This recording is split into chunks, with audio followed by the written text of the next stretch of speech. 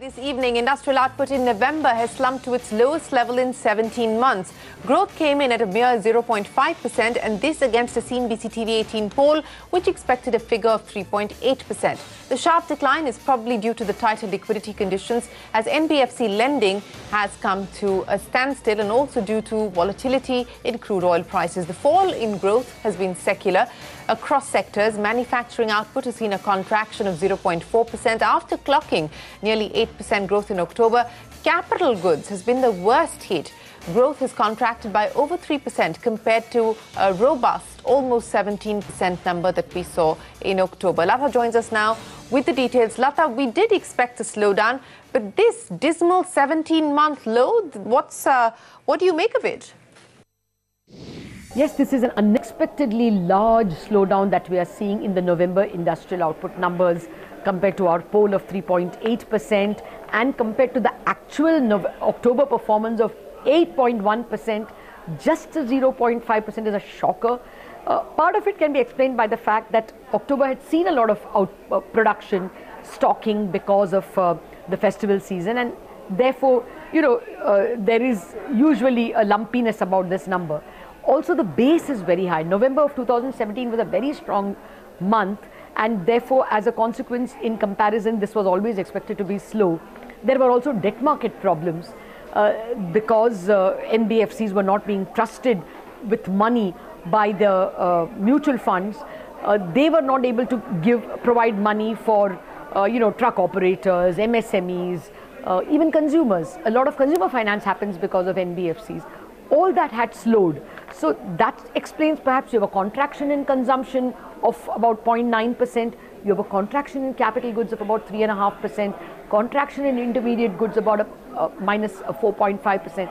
Across the board slowdown. Clearly, some of it can be explained by the debt problems, but a large part of it comes as a shock. The chances are that people will be revising the GDP number even lower. Also, this number can to some extent move the MPC when it meets in the first week of February. If the inflation number that comes on Monday also turns out to be something like 2% or 2.2% thereabouts, then chances are the market will start expecting a rate cut from the Reserve Bank in the first week of February. All right, Lata, thanks very much. So that's the IIP number, not looking good, well below what the street was expecting, down to a 17-month low. Earnings, Infosys reporting its third quarter numbers, and it sprung a surprise by hiking its growth guidance for the full year. The optimism from the company is despite a 100 basis point contraction in margins. Taller revenue and constant currency growth also beat expectations. Let's go across to Kritika now for the highlights. Kritika, so it's the guidance that the street likes. Well, revenues were solid across the board. So constant currency, 2.7%, dollar revenue, rupee revenue, all above what we were expecting. And that's why the company has guided for an increase. So in constant currency terms, FY19 guidance has been increased from 6 to 8% to 8.5 to 9%. The order book and the deal pipeline for Infosys remains strong despite the budgets being flat. Now, PAT is down by about 12.2%, and that's because of an additional depreciation and amortization impact due to Panaya and Skava. So that's about $12 million, and that's impacted margins as well. So margins are down by about 110 basis points. Higher acquisition costs, higher on-site costs, lower utilization, and of course a little bit of offset of currency has largely created that kind of an impact in margins. But the management seems to maintain that they want to remain within 22 to 24%. Now, here are the positives. Deals worth about $1.5 billion have been signed. Digital revenue growth is about 33.1% in year-on-year terms, 5% sequentially, which is still a positive. Core services growth is 1.8%, and it has remained at that. So if it reduces from this in the coming quarters, that could be a negative. The buyback has been finally announced. It's slightly lesser than what the markets were speculating. It's 8,260 crore rupees, but they have also announced a special dividend. So that will make up for that offset, and they seem to hint that there would be more capital allocation policies around the corner. If you look further into the internals, North America, Europe growth is positive. BFSI 3.6% growth despite a softness seen in Europe in Q3, but retail is down by 0.1%. We asked the management that very question, and they said that by next quarter, that impact or the negative impact of seasonality on retail is likely to go. So all in all, margins, yes, is going to be something that the street is going to be upset about. But the fact that they have revised guidance means that the revenue trajectory is solid, and going forward, the internals seem to look strong for Infosys. What we report is not all deals. We report only the large deals, 1.57 billion in the quarter. The pipeline today for us is very healthy. We feel good about what Q4 looks like in terms of large deals. And the overall pipeline, the way it's expanded from the start of the year through now, gives us some confidence that this is looking quite good for Q4 and certainly for the pipeline beyond. We had committed to return in dollars 1.6 billion, in rupees converted at that rate. That's what we are now completing in the sense of the start of the commitment. It's comprised of two components, the buyback and the dividend. We wanted to make sure that the dividend looks after the interests of shareholders as well as the buyback looks after the interests of shareholders, and that's a balanced way of returning capital to our shareholders. Quarter 4 is seasonally a weak quarter from a financial services perspective because people are still focusing on budgets and other things.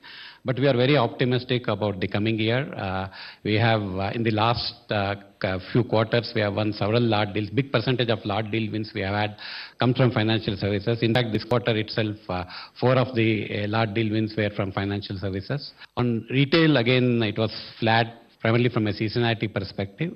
For the year-on-year, it's almost close to a double-digit growth.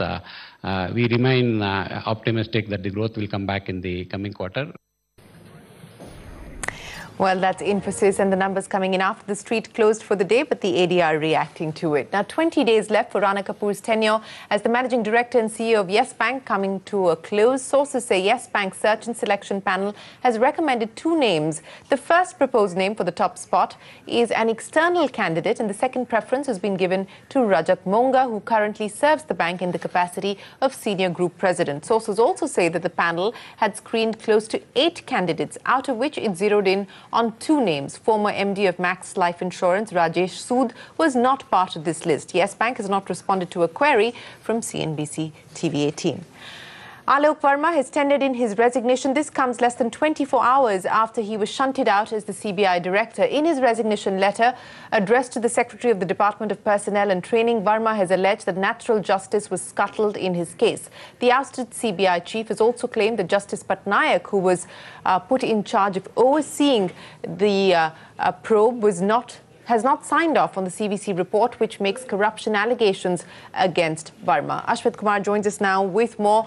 Ashmit, Alok Verma resigning, but the resignation letter is an interesting one where it basically seems to suggest that Justice Patnaik didn't sign off on the report. So 24 hours after his departure, Alok Verma doesn't appear to be going down without a fight. Keep in mind that Alok Verma has authorized a fresh letter wherein he struck out at the government.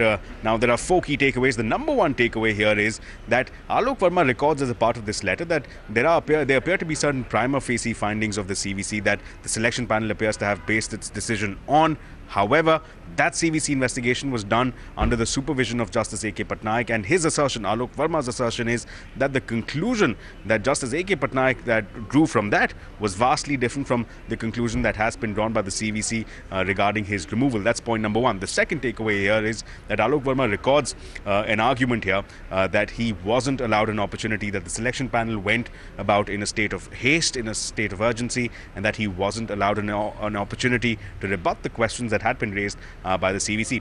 Another question, another issue that has been red flagged by Alok Verma is that this entire issue revolves around how the CBI is doing as an institution, how this is a reflection of how the government is using the CVC to manipulate and to maneuver around the CBI, which is one of the most important institutions in the country, and how there is a time now to introspect as far as the functioning of the CBI is concerned. And finally recording that his date of superannuation was 2017, January of 2017, that he was given a 2-year extension to serve as the CBI director. But given that he has been shipped out as the CBI director, and given that his superannuation happened almost 2 years back, there is just no question of taking charge as DG of Fire Services. So he's refused to take charge as the DG Fire Services and putting in his paper, so to speak, but clearly not going down without a fight, coming out all guns blazing, pointed at the government. Back to you. Ashmit, many thanks. Alok Verma tendering in his resignation. But Ashmit, let's also talk about CBI number 2, Rakesh Asthana, because the Delhi High Court has refused to cancel the bribery case against him. They've dismissed his plea, his petition. Take us through the details. Indeed, a bit of a setback coming in for Rakesh Asthana. The Delhi High Court has struck down his petition seeking quashing of the FIR that had been filed against him. Now, just the quick facts of the case: Satish Babu Sana, who was one of the accused in the Moin Qureshi investigations, had alleged that Rakesh Asthana had received bribes to the extent of 2 crore rupees, and that was the basis of the FIR that had been filed against him when this Alok Verma was the CBI director, the then CBI director.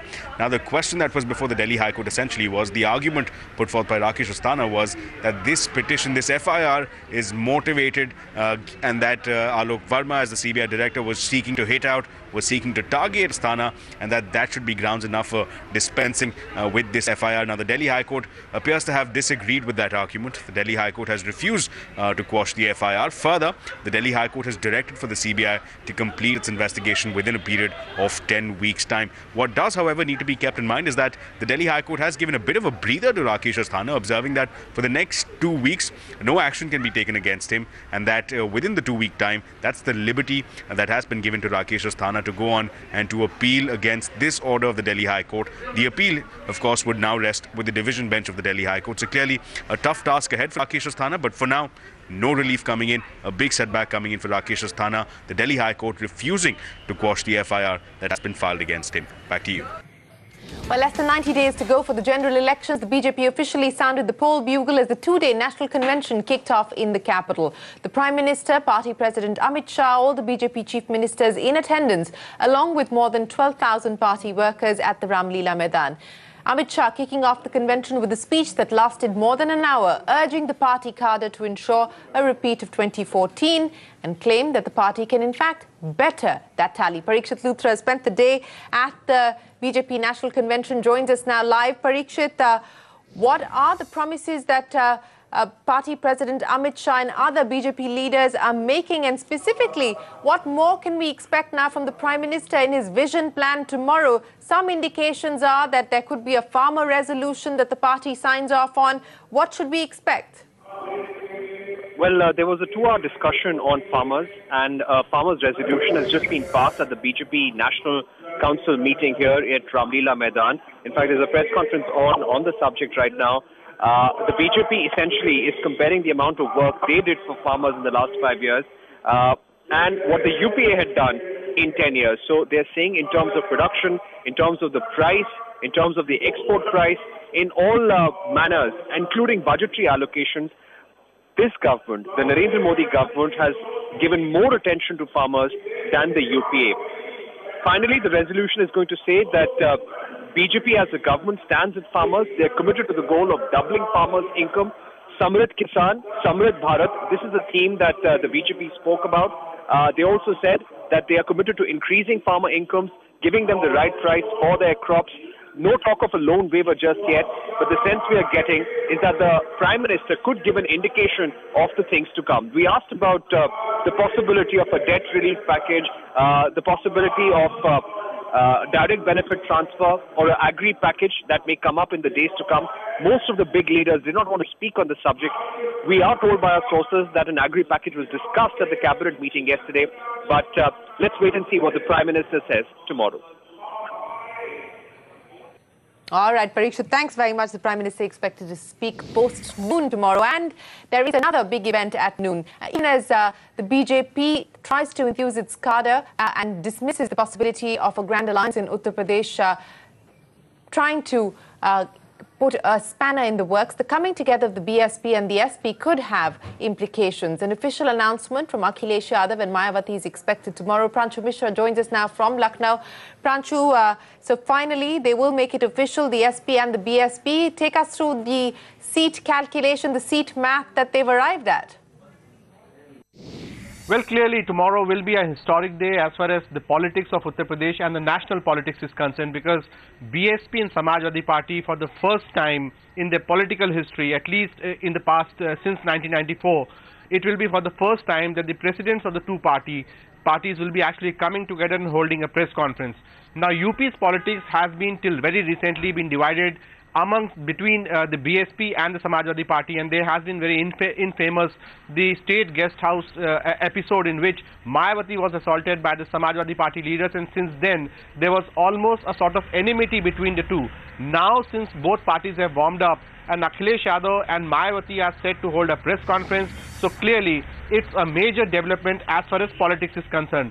Now, talking about the immediate implications of it, I think it is going to be a big challenge for the Bharatiya Janata Party, because in the unity or in the solidarity of the SP and the BSP, what we are seeing on the ground is the natural unity of the backwards, the Dalits, and also of course the minorities, and together they make around 85% of the population, and therefore BJP will clearly be pushed into a tight spot. This is the reason, or this is the caste solidarity which the Samajwadi Party and BSP say that it is the 85% versus the 15%, or they say that it's the natural alliance or the political narrative they want to build against the Bharatiya Janata Party. Interestingly, the Rashtriya Lok Dal of Ajit Singh, that is also very much part of the alliance, though there are still some minor issues as far as the seat sharing is concerned. RLD is demanding 4 to 5 seats, while the alliance, that is the SP, BSP, are only willing to give them not more than 2 to 3 seats. All right, Pranchu Mishra, thanks very much. Caste solidarity in favor of the alliance.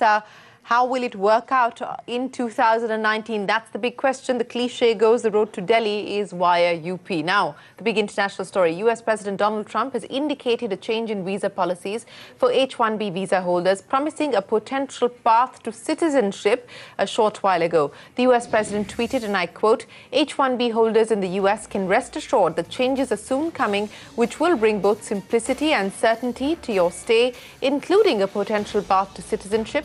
We want to encourage talented and highly skilled people to pursue career options in the US. End of quote. H-1B visa is a non-immigrant visa which is used by American companies to employ highly skilled foreign workers. Donald Trump has been frequently praising H-1B visa holders during his standoff with the Democrats over the illegal immigration issue. Well, joining us now is Shivinder Singh, Vice President Global Trade Development at NASSCOM. Shivinder, is there anything new that you read into this tweet that's come in from President Trump? And, you know, what has been the conversation that has happened between the US and India in the recent past? Does this give you any indication where there could be any further changes beyond the expected? Well, thanks, Shireen. I do follow President Trump on Twitter, and I do find it to be a positive statement. But there are two reactions that I have initially.